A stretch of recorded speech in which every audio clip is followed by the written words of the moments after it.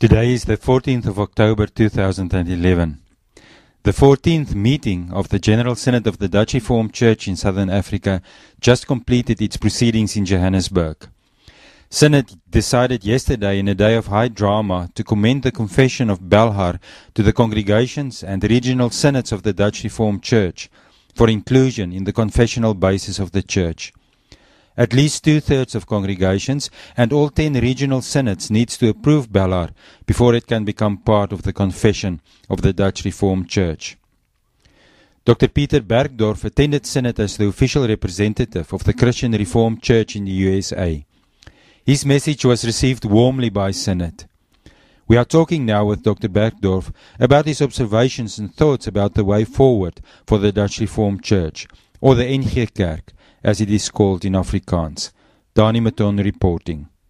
Dr. Borgdorff, how did you experience South African hospitality? It was really wonderful. It was just a great blessing for me to be here.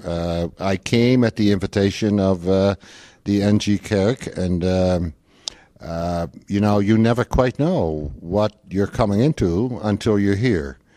I am just feel so privileged to have been part of the conversation, listening to the discussion, the translation of the discussion, and just to be in the fellowship of God's people here. So can you share a few impressions with us? How did you experience the Synod and what was discussed and the way it was discussed?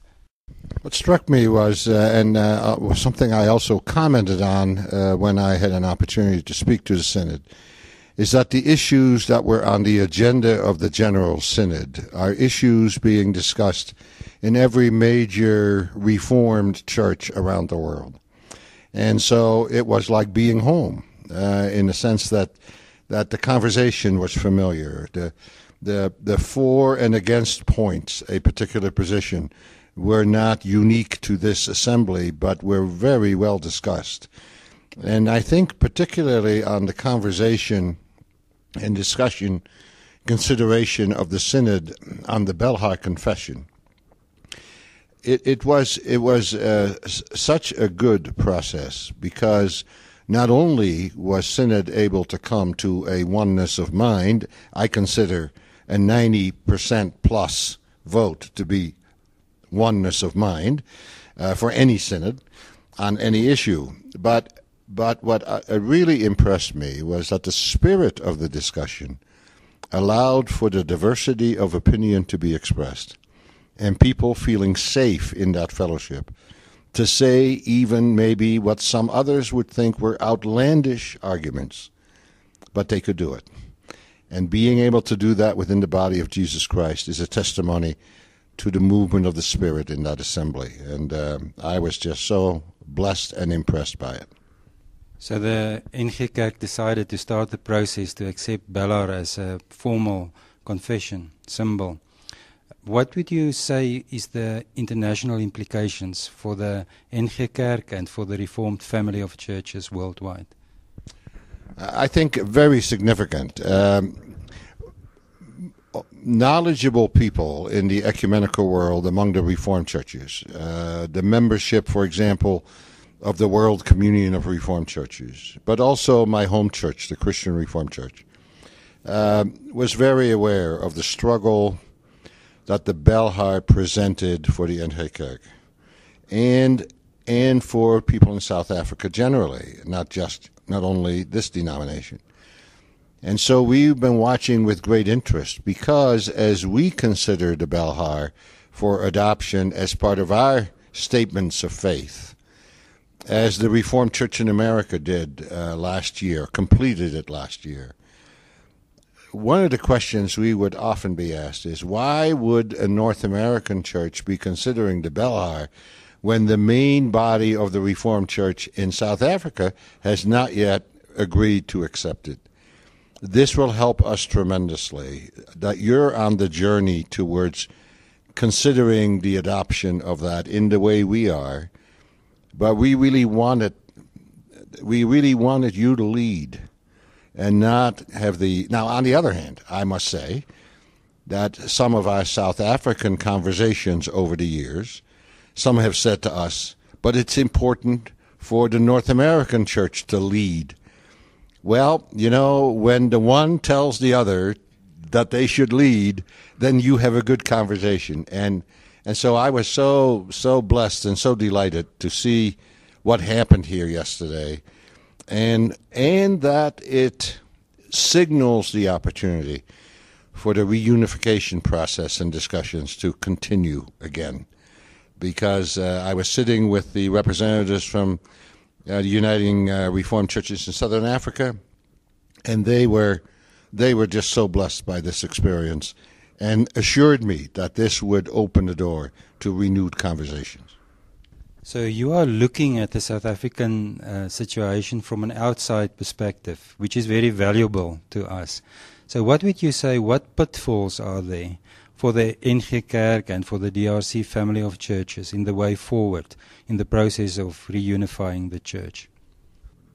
Because I'm a pastor at heart, well, not only at heart, also by calling, I know that adopting or considering a process for adoption is not the most meaningful part of the confessional process. Where I would hope that your church and churches everywhere, as they consider confessions like the Belhar, but also the Belhar, how it gets integrated into the lives of the membership of the church. We have a mammoth task to disciple people into the faith. Our membership of any church, but the membership of any church would not accept a confession as a meaningful statement unless it says something to their own faith life. And so we are still in the Model A stage of Belhar implication, and will take a generation or more for it to take its place in dynamic and meaningful ways. But every journey begins with a step, and every mountain is climbed in the same way. And I think yesterday's step was not a small step in that journey for you, and inspiring to us. We're so grateful. I'm so grateful for what it symbolizes as the church comes to grips with injustice, with racism, with separation of people, and lives out the conviction that we are the body of Christ together. Thank you. You spoke yesterday at length about the historical situation of the Dutch Reformed Church, and you invited us to respond to God's presence in the world and God's activity in the world, rather than to respond, in terms of our own past. And you reminded us of our prophetic task. What would you say about these topics to members of the Dutch Reformed Church today? Prophecy, as we are told in the Scriptures, is the lifeline of understanding for God's people in the world. The prophecy is passed to us through the written word, through the testimony of those who have gone before us. And so we hear the prophecy. But as people living today, we always have a dual role. One of the roles is to learn the prophecy and interpret its meaning for today. And the other is to become the prophets for the future of the church. We have children, grandchildren, young people. We heard some of their voices at this synod, and they were pleading with the church not to forget the future. So I think the significance of the decision yesterday, both for the NG Kerk and for the global Reformed community, and I'm limiting my comments to the Reformed community only because otherwise the arena gets so big, but for the Reformed community, is that you took a stand with us on what we need to say prophetically as churches in a very small world. We live in a global village. We are in God's world. Our mission is clear. The teaching of Belhar is not in dispute, but it has become a symbol to speak for those issues of our own experience, of our own background, and for our future, as to what life should be, how we treat one another, how we acknowledge God's image in each other, and serve together, to stand together, to hold hands together, to entwine our hearts together as the people of God in our time. It is often said that the Dutch Reformed Church has a tradition of compassion. There's a lot of caring projects. We help the poor, we help the needy, but that we are not strong on justice. And that the link between compassion and justice, as you find it, for instance, in the Old Testament prophets, is not well developed theologically in our theological makeup. What is the situation in the Reformed world? And have you a few thoughts on compassion and justice?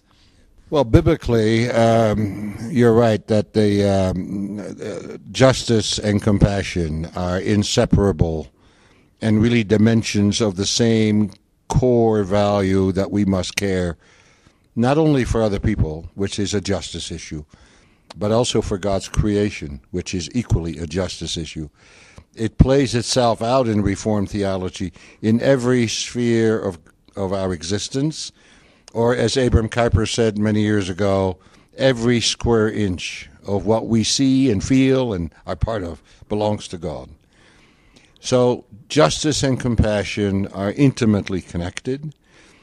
It is true that in various parts of the global church, the one receives greater emphasis than the other, but that really is not good theology. They are one and the same.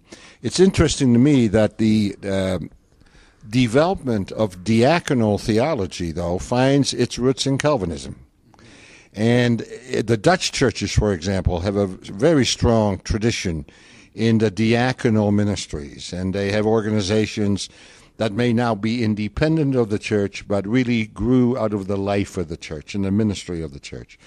We similarly in North America, and in my own denomination, we have CRWRC, or we call it the Christian Reformed World Relief Committee. It is our diaconal arm. But we have had to learn primarily through the lessons of the civil rights movement of the 1960s and 70s that compassion, a diaconal quality, is intricately connected to the pursuit and the seeking and the practice of justice in those other spheres. So, yes, they are sometimes separate, but they belong together. We must encourage their development together. And in the World Communion of Reformed Churches, we have listed justice as one of our 5 objectives, as Dr. Pillay said the other day, because perhaps not only in your church, but in other parts of the Reformed community, we need to bring those two more closely together, so we're emphasizing justice to help make that happen. In closure, what is your message to the members of the Dutch Reformed Church?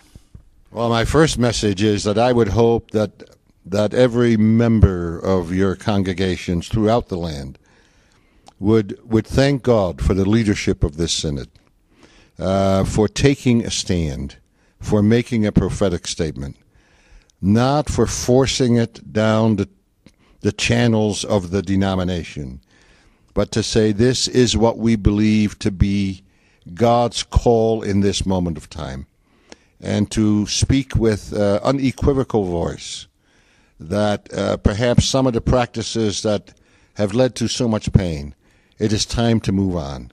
It is time to embrace. It is time to say we must move forward together.